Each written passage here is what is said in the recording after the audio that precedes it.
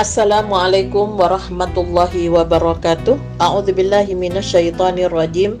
Bismillahirrahmanirrahim. Alhamdulillahilladzi arsala rasulahu bil huda wa dinil haqqi liyudhhirahu 'alad dini kullih walau karihal musyrikun. Asyhadu an la ilaha illallah wahdahu la syarikalah wa asyhadu anna Muhammadan abduhu wa rasuluhu la nabiyya ba'dah. Qala Allah Ta'ala fil kitabil karim walladzina istajabu li rabbihim wa aqamus salata wa amruhum syura bainahum wa mimma razaqnahum yunfikun. Dan bagi orang-orang yang menerima seruan Tuhannya dan mendirikan salat sedang urusan mereka diputuskan dengan musyawarah di antara mereka, dan mereka membelanjakan sebagian dari rizki yang kami berikan kepada mereka. Pemirsa dan pendengar yang dirahmati oleh Allah, pada Quran surat As-Surah ayat 38 tentang musyawarah. Musyawarah dalam Islam adalah suatu amalan yang mulia dan penting, sehingga peserta musyawarah senantiasa memperhatikan etika dan sikap bermusyawarah sambil bertawakal kepada Allah Subhanahu wa Ta'ala yang kita yakini Dialah yang maha bijaksana. Banyak manfaat yang bisa dipetik dari musyawarah, namun yang paling penting adalah menghormati dan mentaati keputusan yang diambil atas dasar musyawarah dengan harapan dapat meraih kesuksesan dengan kemaslahatan bersama, mulai dari lingkungan keluarga, masyarakat, sampai kehidupan berbangsa dan bernegara. Kata musyawarah terambil dari akar kata syawarah, yang pada mulanya bermakna mengeluarkan madu dari sarang lebah. Yang hal ini mengandung pesan agar supaya berhati-hati ketika mengambil madu itu agar tidak disengat oleh lebah. Kemudian makna ini berkembang sehingga mencakup segala sesuatu yang dapat diambil atau dikeluarkan dari yang lain, termasuk hal ini adalah pendapat. Musyawarah dapat juga berarti mengatakan atau mengajukan sesuatu. Kata musyawarah pada dasarnya hanya digunakan untuk hal-hal yang baik. Sejalan dengan makna dasarnya bahwa madu itu bermacam-macam warnanya dan juga bermacam-macam rasa. Ada yang manis, ada asam, bahkan ada yang pahit. Namun semua kita sepakati bahwa pada Quran surat An-Nahl, madu adalah obat untuk banyak penyakit yang sekaligus merupakan sumber kesehatan dan kekuatan secara fisik.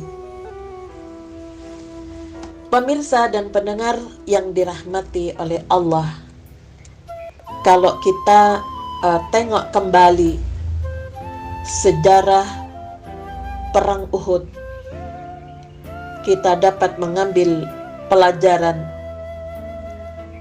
tentang cara hidup dengan musyawarah. Selesai salat asar, Rasulullah Sallallahu Alaihi Wasallam masuk ke dalam rumahnya, diikuti oleh sahabat Abu Bakar dan sahabat Umar. Kedua orang ini memakaikan surban dan baju besinya, dan ia mengenakan pula pedangnya. Sementara ia tidak ada di tempat itu, orang di luar sedang ramai bertukar pikiran.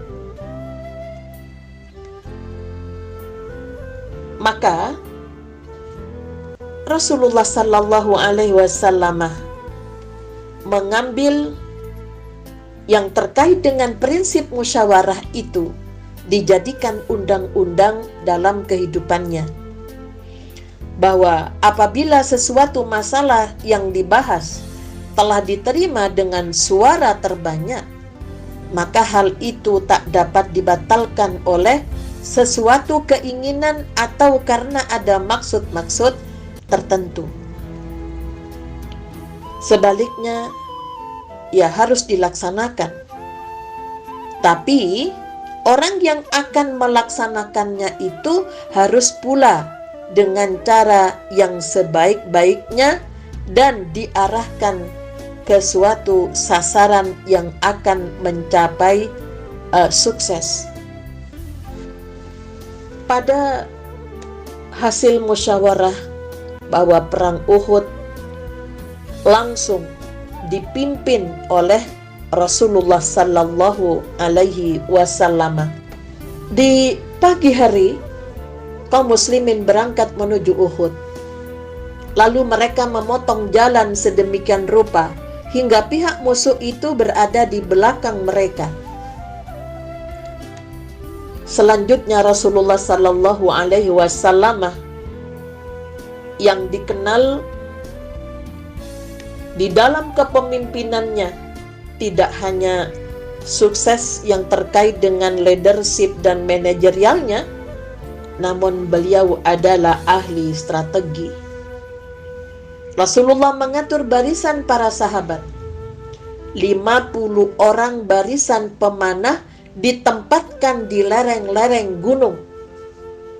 Dan kepada mereka Rasulullah berpesan dan memerintahkan, yang isi perintahnya adalah, lindungi kami dari belakang, sebab kita khawatir mereka akan mendatangi kami dari belakang. Dan bertahanlah kalian di tempat itu, jangan ditinggalkan. Kalau kamu melihat kami dapat menghancurkan mereka para musuh, sehingga kami memasuki pertahanan mereka, kamu jangan meninggalkan tempat itu. Dan jika kamu lihat kami yang diserang, jangan pula kami dibantu, juga jangan kami dipertahankan. Tetapi tugasmu, para pemanah, ialah menghujani kuda mereka dengan panah. Sebab dengan serangan panah itu, kuda takkan dapat maju. Kepada selain pemanah, Rasulullah berpesan dan memerintahkan, tidak diperbolehkan menyerang siapapun sebelum ia memberi perintah menyerang. Pemirsa dan pendengar yang dirahmati oleh Allah, bencana yang menimpa kaum muslimin akibat pasukan pemanah melanggar perintah Rasulullah Sallallahu Alaihi Wasallam. Lalu Khalid bin Walid, pemimpin kafir Quraisy, mengambil posisi mereka.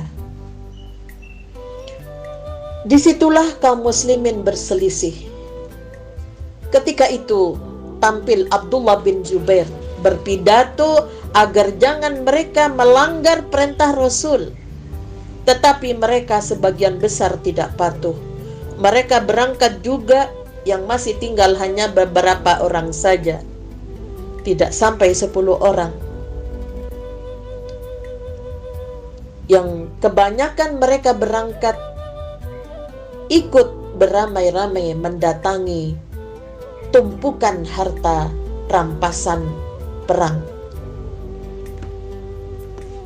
Nah, dari situlah maka kegaduan, bahkan yang membuat mereka akhirnya bukan lagi menyelamatkan agama, namun mereka semua kaum muslimin, kebanyakan mereka hanya ingin menyelamatkan dirinya sendiri. Sehingga disitulah mereka tidak sadar bahwa yang mereka bunuh adalah saudara sesama muslim. Pemirsa dan pendengar yang dirahmati oleh Allah, itu sejarah dengan harapan jangan sampai terulang lagi. Jadi perintah itu harus dipatuhi. Kemudian apapun keputusan dari hasil musyawarah yang sudah disepakati, itu perlu menjadi bahan pertimbangan. Maka tentang prinsip musyawarah dari kejadian itu, Rasulullah yang dijelaskan sifat-sifatnya secara khusus pada Quran surat Ali Imran 159, mereka tetap dimaafkan, dimintakan ampun kepada Allah, dan terus melakukan musyawarah tentang hal-hal yang tentunya belum jelas di dalam Al-Quran yang menyangkut urusan-urusan muamalah duniawiyah. Dan dari hasil musyawarah terpilihnya Abu Bakar sebagai khalifah melalui pemilihan, dan di dalamnya terdapat proses-proses yang cukup terbuka. Proses tersebut dimulai dengan perdebatan sengit antara kaum Ansar dan Muhajirin. Namun akhirnya secara aklamasi terpilihlah sahabat Abu Bakar sebagai khalifah yang mengganti kepemimpinan umat Islam setelah Rasulullah tiada. Pemirsa dan pendengar yang dirahmati oleh Allah, mudah-mudahan kita bisa mengeterapkan di dalam akhlak bermusyawarah itu potensi negatif diminimalkan, potensi positif kita maksimalkan, kemudian hasil dari musyawarah tentunya perlu minta pertimbangan kepada Allah dengan cara istikharah. Nasrun binallah wa fathun qarib wa basyiril mu'minin walhamdulillahi rabbil alamin. Assalamualaikum warahmatullahi wabarakatuh.